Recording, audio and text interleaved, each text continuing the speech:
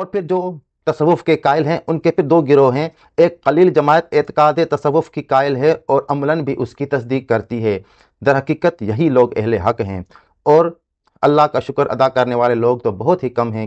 یعنی قلیل من عبادی شکور کے مصداق ہیں. ان کا وجود ہر زمانے میں رہا ہے اور نبوت کے اس شعبے کی برکات انہی کے وسیلے سے دنیا میں پھیلتی رہی ہیں. ایک جماعت ایسی ہے جو بظاہر تو تصوف کی قائل ہے مگر عملاً اس کی منکر ہے. ان کے نزدیک تصوف صرف کتب تصوف کا مطالعہ کر لینے، اولیاء اللہ کی کہانیاں سن لینے، سر دھننے اور جھومنے تک محدود ہے. یہ لوگ اول تو کسی عارف کامل مزکی و مصلح کی تلاش کی زحمت ہی گوارا نہیں کرتے جو عملاً سلوک سکھائے اور اتباع سنت پر زور دے. اور اگر کوئی ایسا شخص مل جائے جو تزکیہ باطن کا طریقہ سکھائے یا راہ سلوک طے کرائے تو اس پر یقین نہیں کرتے بلکہ اس کا مذاق اڑایا جاتا ہے. حالانکہ ان کی بے یقینی کی اصل وجہ ان کا فکری اور عملی جمود ہوتا ہے. وہ چاہتے ہیں کہ ان کو محنت نہ کرنی پڑے، محض زبانی باتوں اور کہانیوں سے ہی سلوک طے ہو جائے. یہ لوگ بھی دراصل اسلامی تصوف کے منکر ہیں. اس جماعت میں بعض اوقات اس نعرے کی گونج بھی سنائی دیتی ہے کہ شریعت اور چیز ہے اور طریقت اور چیز ہے.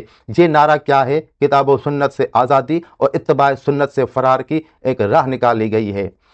حضرت امام یافعی رحمۃ اللہ علیہ روض الریاحین میں علامہ عبد الوہاب شعرانی رحمۃ اللہ علیہ سے نقل فرماتے ہیں کہ انکار کرامات کے اعتبار سے لوگوں کی کئی قسمیں ہیں. ایک تو وہ جو مطلقاً منکر ہیں، یہ مشہور اہل مذہب اور پرہیزگاری سے منحرف ہیں. دوسرے وہ جو اگلے لوگوں کی کرامات کے قائل ہیں مگر اپنے زمانے کے اصحاب کی کرامات کے منکر ہیں.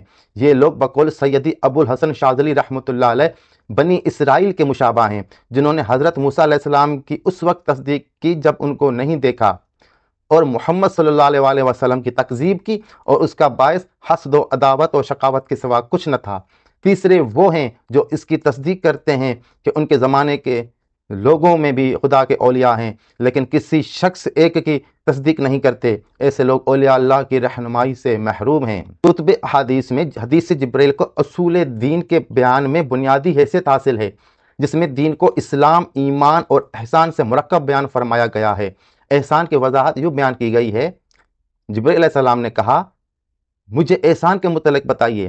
رسول خدا صلی اللہ علیہ وسلم نے فرمایا، اللہ کی عبادت اس طرح کر گویا تو اسے دیکھ رہا ہے، پس اگر تو اسے نہیں دیکھ رہا تو وہ تجھے دیکھ رہا ہے. پھر حضور صلی اللہ علیہ وسلم نے فرمایا، اے عمر کیا تم جانتے ہو سائل کون تھا؟ میں نے عرض کیا، اللہ اور اس کا رسول صلی اللہ علیہ وسلم بہتر جانتے ہیں. فرمایا، یہ جبریل علیہ السلام تھے، تمہیں تمہارا دین سکھانے آئے تھے. اس حدیث کی شرح میں شاہ عبد الحق محدث دہلوی رحمۃ اللہ علیہ نے امام مالک رحمۃ اللہ علیہ کا ایک قول نقل فرمایا ہے.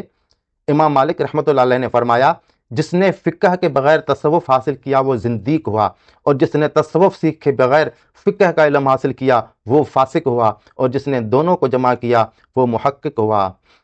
کیونکہ خوب سمجھ لو کہ دین کی بنیاد اور اس کی تکمیل کا انحصار فقہ، کلام اور تصوف پر ہے، اور اس حدیث شریف میں ان تینوں کا بیان ہوا ہے. اسلام سے مراد فقہ ہے کیونکہ اس میں شریعت کے احکام اور اعمال کا بیان ہے، اور ایمان سے مراد عقائد ہیں جو علم کلام کے مسائل ہیں، اور احسان سے مراد اصل تصوف ہے جو صدق دل سے توجہ اللہ سے عبارت ہے. مشائخ طریقت کے تمام ارشادات کا حاصل یہی احسان ہے. تصوف اور کلام لازم و ملزوم ہیں کیونکہ تصوف بغیر کلام کے اور فقہ بغیر تصوف کے بے معنی ہیں. اس کی وجہ یہ ہے کہ اللہ کے احکام فقہ کے بغیر معلوم نہیں ہوتے، اور فقہ بغیر تصوف کے کامل نہیں ہوتی، کیونکہ کوئی عمل بغیر اخلاص نیت کے قبول نہیں، اور یہ دونوں ایمان کے بغیر بیکار ہیں. ان کی مثال روح اور جسم کی ہے کہ ایک دوسرے کے بغیر ناتمام رہتے ہیں. مقصد یہ ہے کہ تصوف جزو دین ہے اور انتفاع جزو مستلزم ہے انتفاع کل کو. اس کا مطلب یہ ہے کہ انکار تصوف مستلزم ہوگا انکار دین کو. عالم جب تک تصوف و سلوک سے بے بہرا ہے، نہ صحیح معنوں میں وارث رسول صلی اللہ علیہ وسلم ہے اور نہ نائب رسول صلی اللہ علیہ وسلم کے لانے کا مستحق. خلیفہ رسول صلی اللہ علیہ وسلم صرف وہ شخص ہوگا جس نے دین کے تینوں شعبے جمع کیے ہوں جن کا ہم نے ذکر کیا ہے، اور کتاب اللہ اور سنت رسول صلی اللہ علیہ وسلم کو یاد کیا ہو، اور قوانین علم سلوک اور تربیت سالکین میں محنت کی ہو. العلماء ورثۃ الانبیاء، العلماء ورثۃ الانبیاء، علماء انبیاء کرام کے وارث ہیں سے مراد وہ علماء ہیں جنہوں نے ان دین کے تینوں اجزاء کو جمع کیا ہو.